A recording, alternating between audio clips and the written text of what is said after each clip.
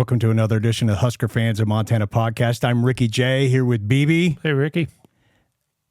And Jeff in Omaha.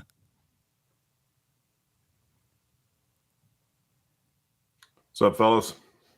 And folks, we may be dealing with a little bit of a delay here, so we're continuing to work through some technical difficulties. Maybe the weather in Omaha. Yeah, we're trying to get Jeff. We've got one that's even slower. Yeah, we're missing one leg of the stool again. We're missing you. You're glad to see you're feeling better. Yep.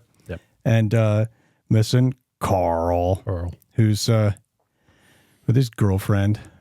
Wonder what he's doing. I don't think we should wonder too much about it. Probably. Yeah. But it's good they're getting some time together. All right, going to dive into the Husker news. Nebraska comes off a bye week after their 14-7 win over Rutgers. The Huskers are back among the ranked teams at number 25. Nebraska travels to battle first-year head coach Curt Cignetti and the 18th, might be 16th now, haven't looked at that again, ranked and undefeated Indiana Hoosiers team with wins against FIU 31-7, Western Illinois 77-3, UCLA 42-13, Charlotte 52-14, Maryland 42-28, and Northwestern 41-24. And we play them on Saturday, October 19th at 10 a.m. Mountain Standard Time on Fox. I win, Google me, is the quote by Indiana head coach Curt Cignetti, and he kind of exudes confidence, I guess, is the nicest way to say it. Yeah, nicest way to say it. Sunday, the EA Sports simulation game of Nebraska versus Indiana went live on YouTube. It's out there for everyone to see. Got a few views already. The final score of that game is Nebraska 16, Indiana 14. So the AI did pick Nebraska to win. And then even though Cignetti pisses excellence. Okay, exactly. Right. Senior punter Brian Buschini was awarded a Blackshirt this week, so that's something for us to celebrate. Our hometown boy. Yeah, that was cool. Question which I'm going to pose in a little bit after we talk about our whiskey is, where does Nebraska get their sixth win to become bowl eligible? So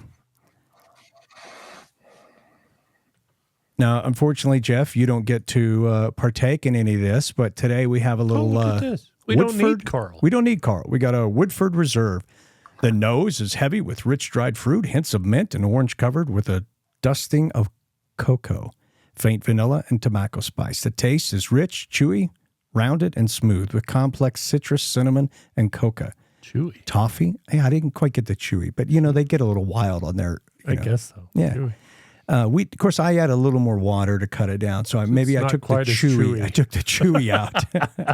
It's got toffee, caramel, chocolate, and spice notes abound. The finish is silky smooth. I'll give it that. It's smooth. Almost creamy at first with a long, warm, satisfying tail. Okay, then. Yeah, there we go. WOODFORD Reserve. It is very good. Right. It's almost pouring in a bottle. Yeah, it's not my favorite just sipping whiskey, but it'll do. No. With a tail like this? With a tail like this. Yeah. Cheers to that. My Husker glass that you guys got me. Oh. Don't forget our sponsor, chasing that again tonight with a juicy obsession from Lewis and Clark Brewing Company right here in Helena, Montana, available in several states. One of these days will be in Nebraska. So start looking for it. Right? Yeah. I hope so. They can always drive out here and get some. Yeah, Jeff, maybe you should come out sometime. Yes. So we looked at the news. Now I'm going to pull up the schedule, and Jeff, hopefully you can see this. I guess the question I have posed for you guys is where is Nebraska going to get that sixth win, and then maybe wins after that. And so I'll go first because I'm kind of want to go on a rant here, and I've set my expectations on what I have to set my expectations on what I see on the field. I mean, I've got to stop basing that on my hope, my belief that Nebraska can improve, and moreover, I guess, just my love of the Nebraska football program, that I always think, okay, bye week, I know we can do this, I know we can do that, and we're going to fix this and fix that. But I've got to start looking at what I see on the field. I would say we've, in kind of a summary of that, we've shown to have a defense that can play with any team out there for an entire game. An offense that seems, frankly, only capable of playing one half. It seems that way. Yeah. And then we have special teams that are very good, like punting and in some aspects, and in certain coverage situations are quite good. And then we have yet to see, it may be fixed. I know Alvano is back in the lineup for this the travel for this game. Okay. So maybe the field goal situation is fixed, but it hasn't been shown on the field. So basically right now we cannot kick a field goal. Yeah. So we just haven't shown that we can do that with any consistency yet. Can we? I hope we can. I have confidence. I love Nebraska. I want them, to excel. But if just looking what's on the field, that's what I'm looking at when I'm going through this. So I look at Indiana. They're undefeated. They have the top 10 offense and top 10 defense coming in with that. And from what I've seen on the field, I guess I'll say we're not going to beat Indiana. Ohio State, again, what I've seen on the field, even though they lost to Oregon with kind of a controversial, looks like there might be some rules changing coming, but I see that, we're not going to win against Ohio State. I look at UCLA. Now, UCLA is an interesting cat because that's probably our best opportunity to pick up that 6th win. And people make fun a little bit of UCLA and their 1-6 record, or what it was when I put this together. They beat Hawaii, but then they've had to play Indiana, LSU, Oregon, Penn State, and Minnesota. So they have not had an easy schedule. True. So they may be a much better team than what their 1-6 record shows. So I don't think UCLA is a gimme, but they are coming to Nebraska. I think that's our best opportunity to pick up that 6th win. We go to USC. I guess it's kind of to be determined in what we see with USC as we go forward. But I think beating USC in their home stadium is going to be very tough. Wisconsin, what I saw from Wisconsin, they beat Purdue 52-6. Now, it was at home, but they throttled Purdue, not what Nebraska did. So if you just look at those two and compare what happened on the field, Wisconsin appears to be a much more improved team with that quarterback now than they were early in the season. Yep. And I don't know that Nebraska can beat Wisconsin. Iowa, again, beats Washington 40-16. And they scored 40 points. When's an Iowa team scored that much? In a season. In a season, yeah, in one game. So I don't know that we can win that game. So frankly, I still hear pundits talking about Nebraska being in that, 9-win for the season category. I'm hoping and fingers crossed that we get one more win and actually get our bowl. But obviously Nebraska can change all that with a win against Indiana and showing that they are improving on the field. But I'm just, based on what I see on the field, that is my unfortunate sort of prediction for what's to come from now. So, Brian, I'll throw it to you and kind of ask you the same question. Where does Nebraska get that 6th win, and how does the rest of their schedule look? Well, I'll start with the premise. There's not a team up there we can't lose to. That's for sure. I mean, we have the ability to lose to anybody.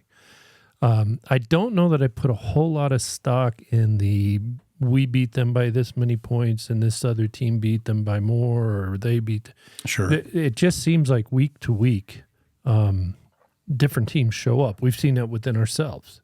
Right. And these other programs are the same. I think we've got a better than even chance of surprising Indiana. I truly do. I'm not just saying that. I've watched them this season. I've gone back and watched some games here in the last 2 weeks. I think there's an opportunity there with Indiana. I would agree Ohio State's a tall order. I would just hope that we could get in there, play a solid game without injuries, and not embarrass ourselves. Just play a good game against Ohio State. But to beat them at home, coming off, they're going to have a bye week. They just lost to Oregon. They're fired up. That's going to be that'll be a tall order. UCLA, I agree with you. I think that's our best opportunity, most likely a win. SC has been a strange team to watch. Yeah, sometimes you watch them and you think they're the national champion, and the next week, Minnesota went out there and beat them. So I don't know what to do. We have we're not likely to beat them, but don't count us out. Wisconsin's improved. That's a coin flip, and I'm just going to go out on a limb. I think we beat Iowa. I think it's the rivalry game, last game of the season. I think we're going to show up for that one. So looking ahead, I could see that a possibility of 3 more wins. So you see the 6th win with Indiana this Saturday? I would bet. Yeah, when we get to this point a little bit later in the broadcast, I'm going to pick Nebraska. Okay. But and then you have more hope than I do right now, with at least 2 more victories after that. Indiana, UCLA, and Iowa, I would see as wins. And as wins. Yeah. Okay. Hey, Jeff, same question. Where do you think Nebraska will pick up their 6th win? And then what's your outlook for the rest of the season? And I'll leave this chart up so you can see it. Well, I'm definitely I'm closer to where BB's at. Rick, I think you haven't had your feet in Nebraska soil in a long time, and you've soured a little bit. Just teasing you, but okay. So I'm really close to like what BB said. So you look at Indiana. I think that's a winnable game for us. If we play like we did against Illinois, no, we're going to get beat. But if we play, the defense shows up, we can win that game. I agree. Ohio State is a tall order. However, Will Howard, their quarterback, used to be the K-State quarterback. Right. K-State wasn't world beaters when he was there. He's a Trent Dilfer to me. He's got weapons everywhere, and he's just managing to try to get them the ball. So they are beatable, I think. I didn't look at their schedule to see, besides Oregon, who they've played, if they've had anybody who's a contest. I guess they beat Iowa. So UCLA, I think, is a win. I'll be super disappointed if that's not a win. I think we're beyond them. I mean, they were such in disarray that our DC is an alum there and wouldn't take that head coach job. So that should be a win. USC, I think, is gettable for sure. I think it's like Indiana. I think we are better than them. It's just a matter of how do we play. If we don't play right, we get all those defensive penalties or do that crap, we lose. Wisconsin, again, I think we should be favored. They've impressed me a little bit the last couple weeks. They've come on, but they definitely don't look like the Wisconsins of old, or world beaters there. So I think that's a winnable game as well. Again, like a broken record. They're like Illinois. If we don't play, we get beat. Iowa, I think, is going to be head to head with Ohio State, probably our toughest game. One of the, I can't really say that they are going to be tougher than Ohio State, but they're going to be dang close. That defense is ridiculous. Special teams is ridiculous. I just want to see what our defense can do against their mediocre offense and see if we can get some takeaways that put our offense in spots where we can take advantage of it. However, I think that game scares me a little bit because of the kicking game. If we can't get some field goals, they will, and we could easily cough that one up. So I look at it more so that I think Ohio State's a tall order. Iowa, we're going to have to be on our game. But the rest of them, I think, if we play, we can win them. They may not be, blowouts or anything like that, but I think we can. So I'm not predicting that we get 9-10 wins or anything like that, but I think we definitely can get to the 6 easy enough. I'm still hoping for that 8-win season. I still think that it's possible, but we just can't have a crappy game, I guess, is what it comes down to. Well, I do agree with you, Jeff, that I think there's not a team on the schedule that we can't beat, except maybe Ohio State. That would take some luck in there and a lot of things to go our way. But I actually believe there's not a team that can't beat us. And if and you might be right, I might be a little like a scorned lover, with what's happened with Nebraska over the last 20 years.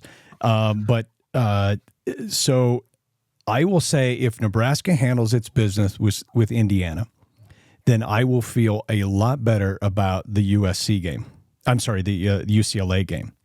I just think we're overlooking UCLA. Oh, we can. Because but we're not considering that their record looks terrible, but they had to play LSU, Oregon, Penn State, and Minnesota. And those are, 4 of their losses. So, or 5 of their losses, whatever, including Indiana. So if we beat Indiana, then I'll feel a lot better about, they got thrashed by Indiana 42-13. So, anyway, I'm just concerned even about that game. You hit it on the head, though, earlier, and we've all alluded to it. We've yet to see really a full game of offense. Right. If we had 2 halves of what we've seen one half of, I think we're competitive with anybody. But we can't afford to keep doing this thing where we go out and look really good for a while and then just die. Yeah, offensively. The first half of Wisconsin-Purdue looked similar. I think they had one more touchdown in the first half than we did against them. But it looked like a similar game to when Nebraska played Purdue. But then Nebraska came out and could not get their second half offense going. So it just seems like we're not getting a complete game out of our offense. Right, and I'm a stuck record here. The blame in my mind falls squarely on Satterfield. Yeah. And a little on Rhule that he's allowing it. So I think at some point, and God, hopefully it was over this break, somebody needs to have a conversation with Satterfield. Yeah. Your scheme has to match with our talent. Right. And you can't keep doing this thing where we're having success on the ground, we're running the ball, and then you do 2 or 3 silly, passes into the flats or trick whatever. Stop that. Just stop that. Right. Yeah, that'd be my advice. Jeff, any final thoughts on sort of our question about the schedule remaining and where we get the 6th win? Any more thoughts on that before we move on?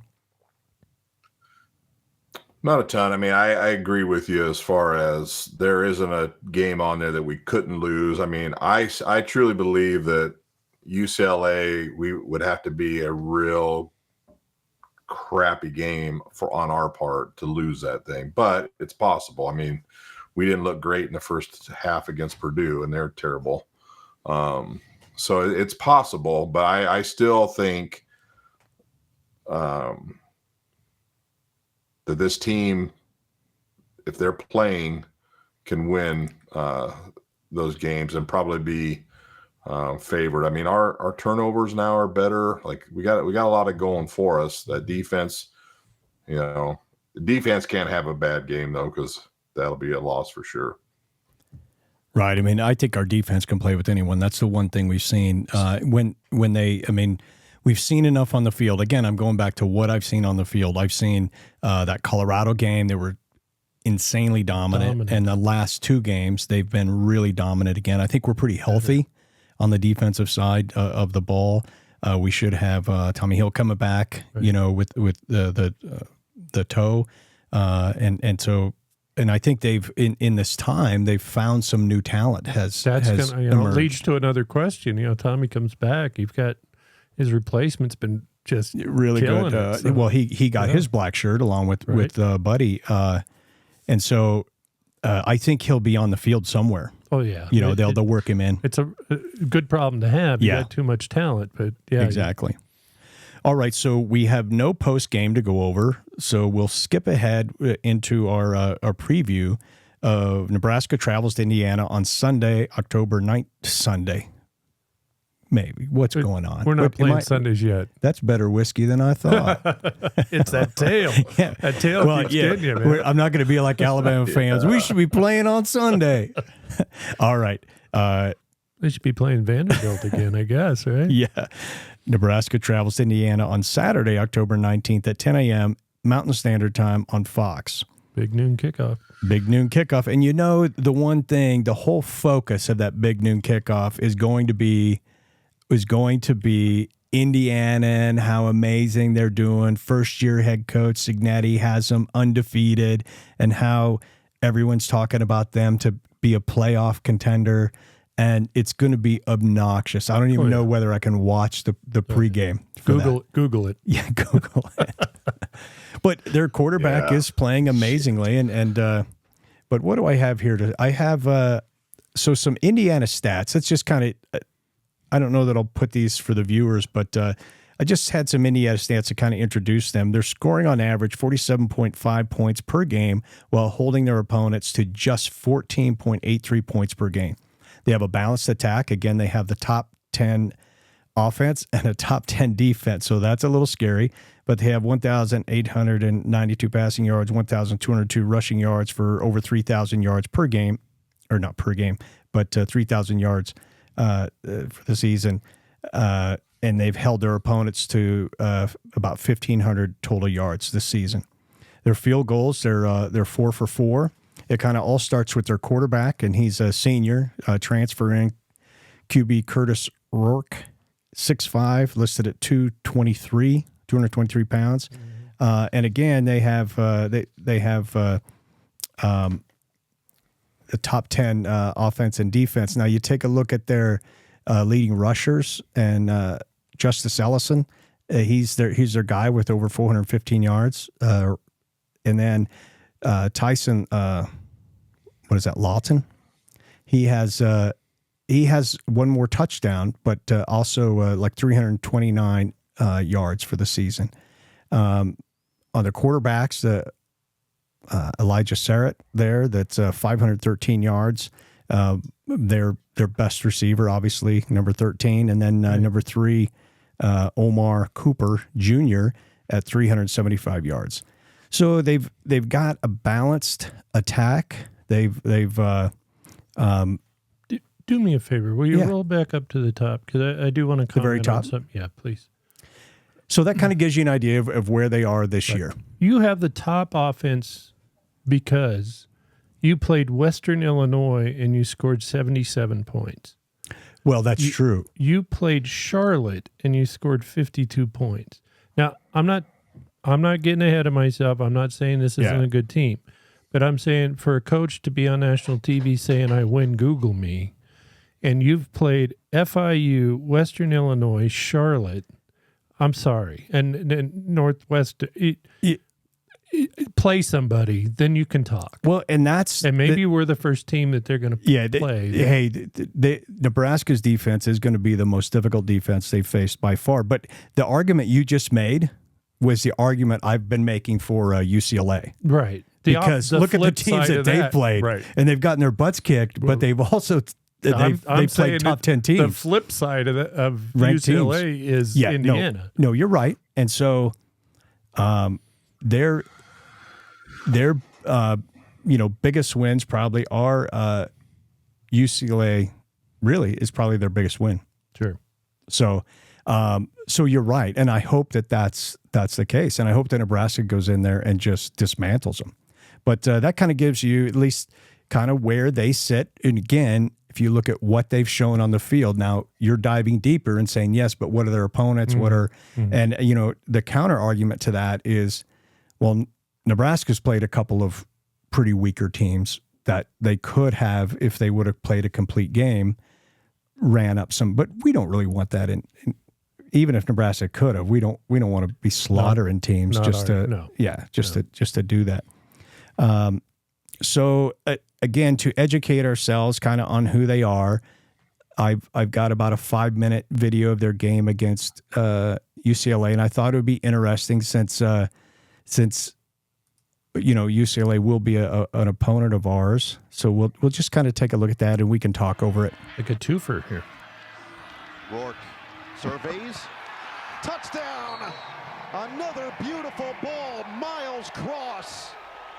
But their QB is playing very, very well. They're going to have to. I don't think he's going to face. I don't think he's faced the pressure that he's going to face. We're going to need to hit him. Yeah. Yeah, my opinion. And the nice thing with pressure up the middle is it comes fast and pushes him out of that pocket. Right. Then he comes back right. Yeah, when you can set up. I said the same thing about Colorado. I know Karl disagreed with me, but we started hitting him early and often. Yes. And he was not the same quarterback. There's a turnover. We can't afford turnovers in any of these games we're talking about. No, and they've been getting quite a few turnovers. They've lost 5. Well, they've only lost 2, and I think fumbled or 5. And they got a couple. Quarterback's got 2 interceptions. And the back knocked the ball out of his hands. He's thinking run, and the only guy that is reading pass on that is the quarterback and the wide receiver. It's been a near perfect start for Rourke overall, but definitely on third down. He looks to convert another one here. Leave it. That's a play we could see against us. Oh, yeah. Yeah. That center screen right there. Yeah. Here's the end of the play. When the pressure's coming. The ball just has to break the plane first. But in the same vein, the way they've been blowing people out, when now that we're kind of comparison them and UCLA, UCLA has been getting their ass kicked. So that's like, I think when I look at the two, it's like Indiana hasn't played anybody and they ran up the score on bad teams. Right. And UCLA has played a tough schedule, but they've been getting their ass kicked when they do it. So that tells me their talent, they're not even competing in those games. So I guess that's where I draw my differences with the two. Well, it's interesting, Jeff. What I take from what you just said, or one thought I had based on that is, how will they stand up when they're in a difficult game, when they're in a game where it's a close game? Right to it. Ellison stays on his feet, pushing the They haven't had that this year. Yeah, and that coach and that quarterback, isn't that quarterback from James Madison or something? Yeah, the whole program, the coach and what level of competition have they been at? You bring up a point. I've actually seen. Did they bring some of those, a lot of those kids? They did. I remember watching that program. It was a tremendous AA program, FCS program. He brought not only him, some of the coaching and players. Yeah. And we've already seen that. I think he brought like 20 players quite a through bit. The portal. Yes, and as expected, the Ellison James Madison, not to cast any shade that way, they moved up and they're actually undefeated, I believe. They're doing real well in the what is that, Sun Belt or whatever conference they're in. Pressure. Garber spins away, stays on his feet. There goes Ethan Garbers. Look out! Garbers brought down at the 1, picks up 20. Here's a conversation piece. Are we going to get Harburg in? Are we going to use him this season?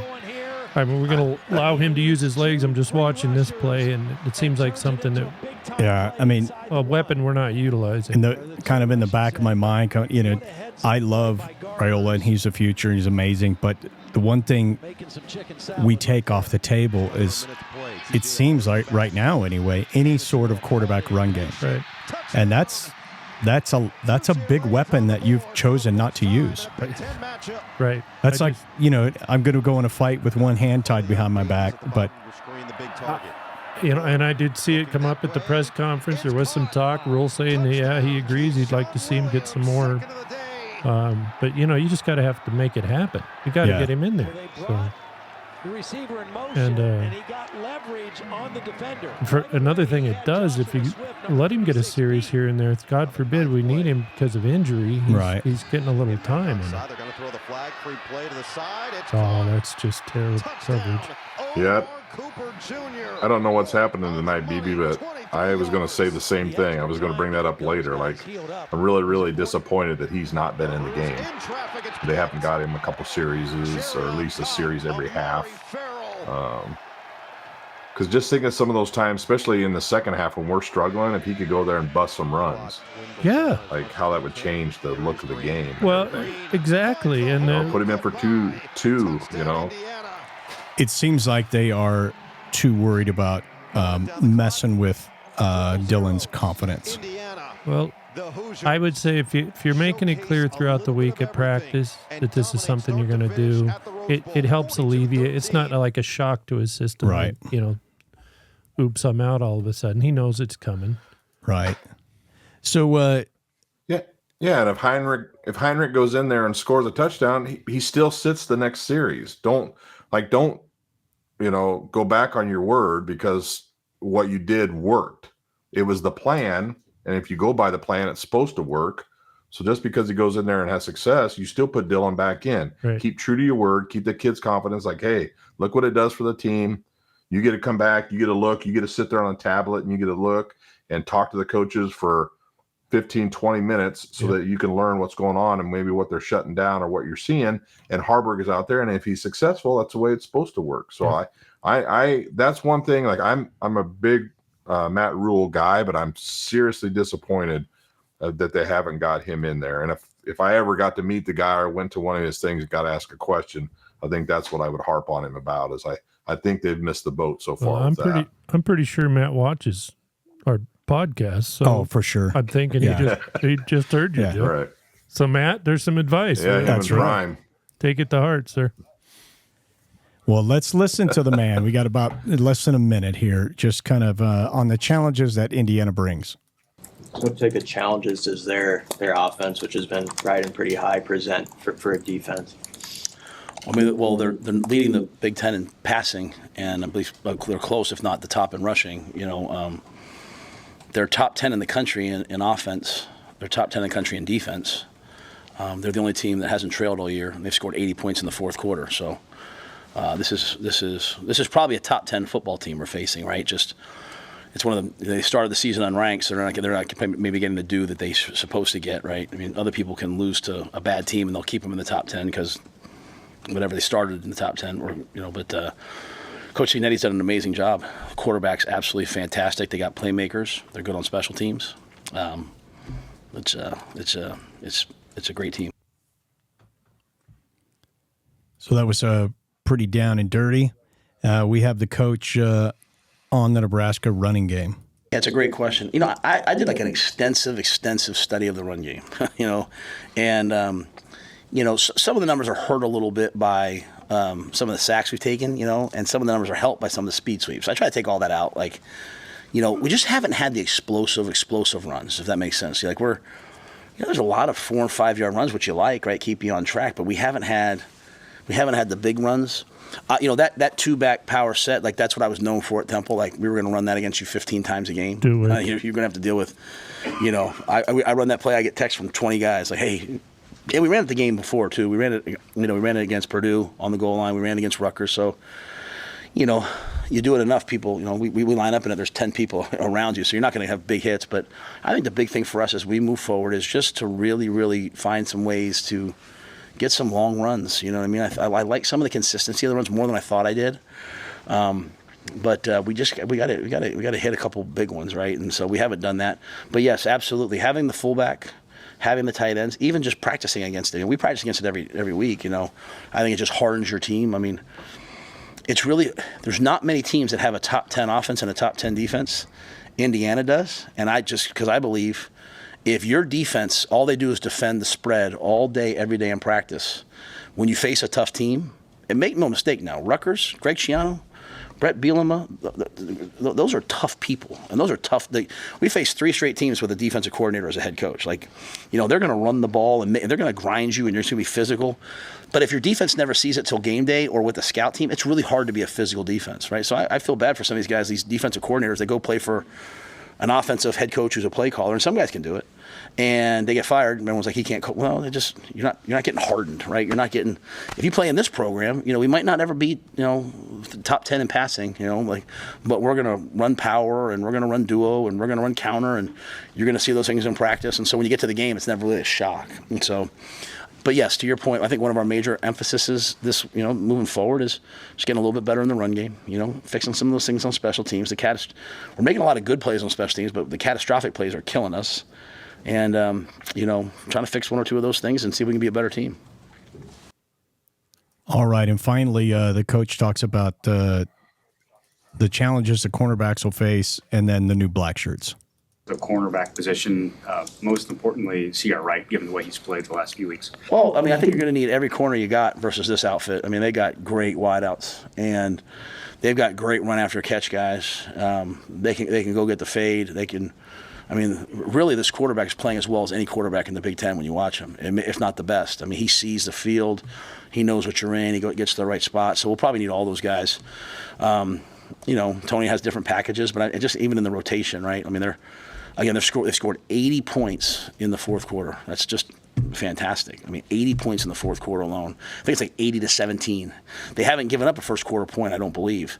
So excellent defense with tremendous edge rushers and dynamic offense. So, we'll probably need Sierra a lot. We'll need Tommy if he can go. Again, Tommy's still, I feel good about it, but it's not a done deal. He's got to get through the whole week of practice. And last couple of weeks, I've told you I thought he was going to go. And just, for a corner, that's a tough injury now.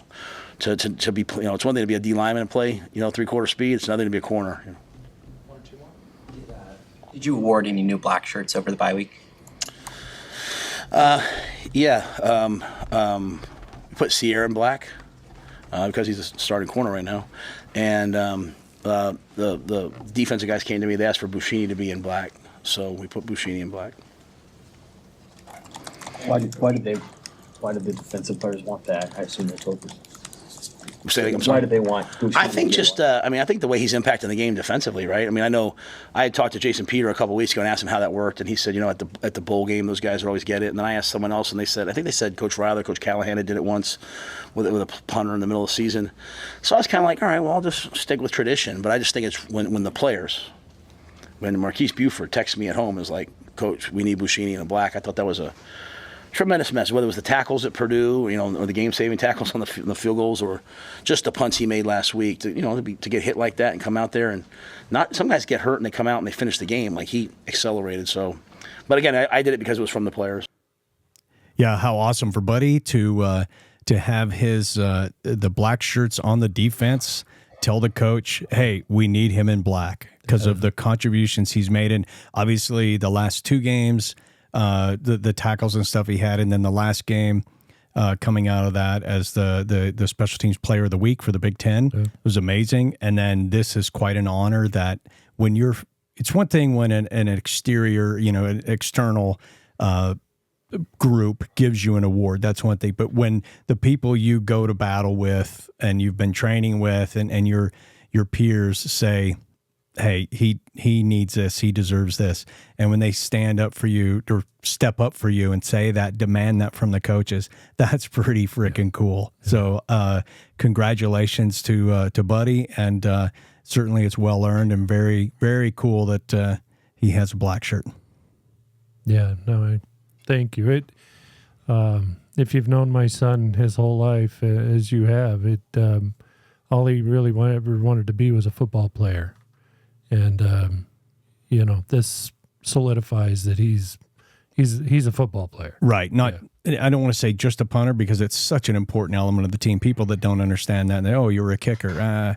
No, both place kicking, place kicking and punting is a huge part of the game, obviously, to anyone that pays any attention to the game. And so then to take that a step farther and do so well that your defense is, it's super important that he's recognized. And he's had some pretty damn good tackles too. Yeah, he has. Yeah.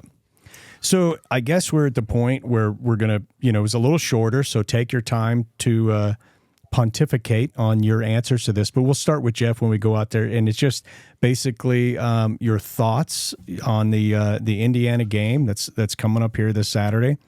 And then obviously your prediction for the score. So, Jeff, what do you got for us?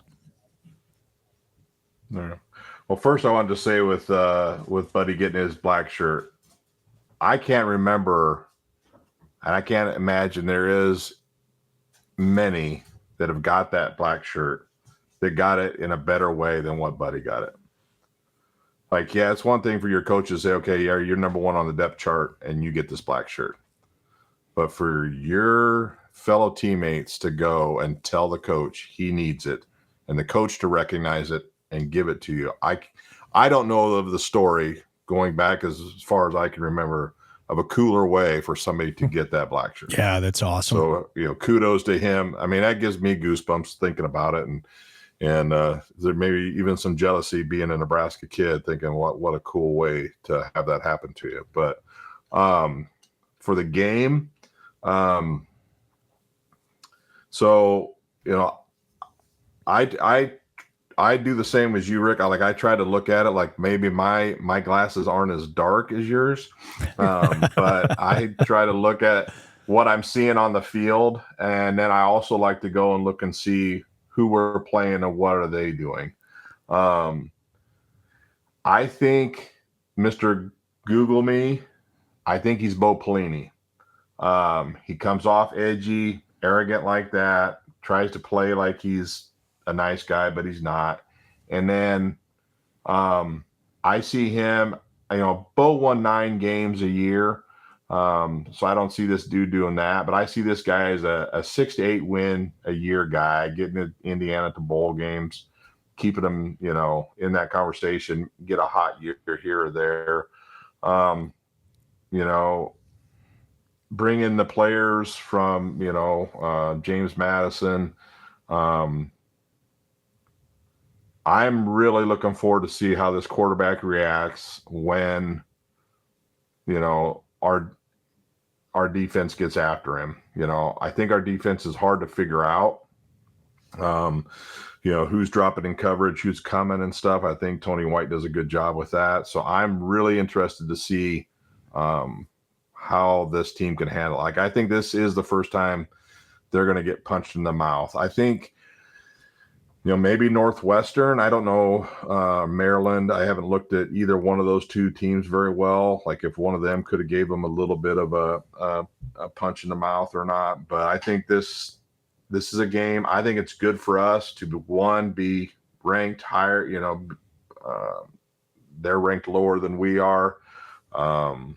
If they're picked to win, I think that's a blessing for us. I think after Illinois, I think the senior leadership and the guys on the defensive end and even some of those offensive linemen can be like, okay, let's go out and make a statement. So that's what I'm feeling in my heart. Not rose-colored glasses and just think everything's great in Nebraska. I know we could go lay an egg or that offense could be amazing and torch us. But I do feel good about the game. Seeing how many points they do score, they handle crappy teams the way you're supposed to handle them. So they do score, but I like I said, it's strength on strength here. It's our defense against their offense. So I think we're going to have to score 28 points to win. So I'm going to go. Exactly. I'm going to pick Nebraska, but I'm going to keep it fairly close. 28-24. I would say 27, but we can't kick field goals, so I have to go 28. 28-24, Big Red. All right. Well, and I think that's well thought out, and I definitely hope that it's true. But BB, what do you have? Well, I'm real lockstep here with Jeff tonight. We obviously we're drinking the same Kool-Aid. Our defense will show up. I'm confident of that. I think they're on the field too much, and I hope they're not. I hope this isn't a repeat of last game where they just seemed like they were on the field the whole night. The big question to me is, can we put two halves together of offense? I hope we can, and I got to tell you, I'm listening to Coach Rhule talking about this power formations and the running, and when I review it, it looks about. Well, I guess I see a different team or a different game or something, or I'm just not seeing it because that power eye is about one play a game, and frankly, with the good talent we've got, and I'd be going to that formation frequently on short yardage, certainly. And we seem to always have a single setback. I think Satterfield's heart is just pass, and it's just pulling teeth for him to run the ball. So I'm hoping these 2 weeks they had a chance to get their act together, and we can see two good halves of offense. If we do, I see us winning at 28-21. Special teams, all the special teams has to do is avoid the blocks. Block for Brian, let him get the ball off. Even if he doesn't have a great game, at least let him get it downfield. And same thing on extra points and field goals. If we do try one, we miss it, okay. But we got to stop this crap where they're coming right through the middle, blocking punts, so I think this game comes down to, like I said, 28-21, assuming we play two halves of offense. Well, Karl sent his score in, Nebraska 20, Indiana 17. So he has definitely the Blackshirt defense containing Indiana. I mean, they haven't scored less than 31 points this season, and they've scored a lot more than that in several of their games. So he definitely has faith in the Blackshirt defense and has been holding to 17. And I'm not sure where the 20 comes from. Maybe a missed extra point or something. But that is his pick. So I want to go with my heart. I want to go with Nebraska's going to win. Certainly my hope, just like you said, I hope they can put two halves of football together on the offense. But what have I seen on the field? I see Nebraska play amazing defense most of the time. I see this, and I see, again, I said an offense that seems to only show up for one half of the game, and a special teams that so far is fraught with problems, and not on the punting and not on other aspects, but certainly on a very important place kicking part of it. And so that's a problem when you can't kick a field goal, and whether it's the long snapper or the kicker, I don't know. But the problem is the team as a team they have not gotten it done on the field to date. So I see this a little bit like when we went to Colorado last year, and the hype was all around Colorado and Prime and everything. And now I get it. It was a different team. We didn't have Dillon. It was a drastically different offense. A lot of the same defense was there. A lot of new faces too, but I would say the core of the defense was there. We did not handle that game well. And so we're going to go into a very similar situation where Indiana, although a smaller circus, I think, but Indiana is going to be, the belle of the ball.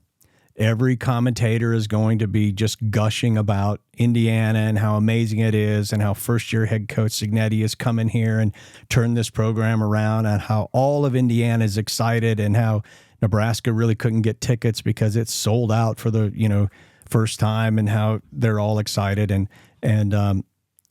So again, based on a similar experience in Colorado, Nebraska did not handle it well. So my fear is that Nebraska is going to go in there, and though my heart and my hope and my desire is for them to go in there and put down possibly an overinflated team. And I think you did a good job pointing out the fact that maybe a lot of the statistics are overinflated. And I don't remember what year it was, Jeff, but Nebraska was rated in the top 10, and we were 7-0. And then we hit the latter part of our schedule, and we kind of got exposed. And so I hope that is what's going on with Indiana. And I hope that Nebraska is the team that starts to expose them. But I've told myself, can't go with the heart, can't go with the hope, got to go with what is on the field. Right now, what's been on the field, we can talk about who they played and everything and try to measure that up. But what we've seen on the field is Indiana is destroying their opponents. They have right now the top 10 offense, top 10 defense. They got a quarterback that's playing very, very well. I think Indiana, unfortunately, wins this game, and I'll say it at 28-21. Okay. And it's sad. I hope I'm wrong. Get in the back. I love it, Jeff. I love it. I'm going to get disowned. Well, these are not popular opinions, but That invite to Thanksgiving, I take that back. Well, no one on this podcast, or no one probably around, wants me to be wrong more than I do. well, let's put it this way. Thank heavens it's the guys on the field that decide this, and not these old guys sit behind a microphone. Oh, right exactly. now. So I had some commentary. I can't even remember who it was, and they were reading his article and about how Villanova Vanderbilt had no business beating Alabama. And I responded to the guy, and I said, what are you kidding me? You don't get to decide who wins and who loses. No business. They play the game, Yeah. right? The kids on the field decide the outcome of these. Well, Bama almost got beat the next week. Who was it? Just barely got by. Oh, yeah. Another unranked team. Right. So, yeah, they South Carolina. Yeah, thank you. Bama. I'm getting echo from Jeff off his back wall there. Bama is facing potentially what Nebraska went through, and we were dominant for many years, and then we were not. I'm wondering with Jeff, if you put eyes and a mouth on the back of the it'd be the same. He'd look the same. Pretty close. Yeah, in a way. If you could wear a shirt with a back decal, squish your neck together, it'll look like it's talking. There we go. I love it. Well, Jeff, I didn't mean to offend. I just I've got to go with what I've seen on the field, not what's in my heart. He's going to do this from now on. Rick, 2 times. All right. Well, any final words, Brian? Just go Big Red. I hope we show up this week. Jeff, any final words? Go Big Red. All right. Although I did not pick them, I love them. Go Big Red. Go kick their ass. There we go. Cheers.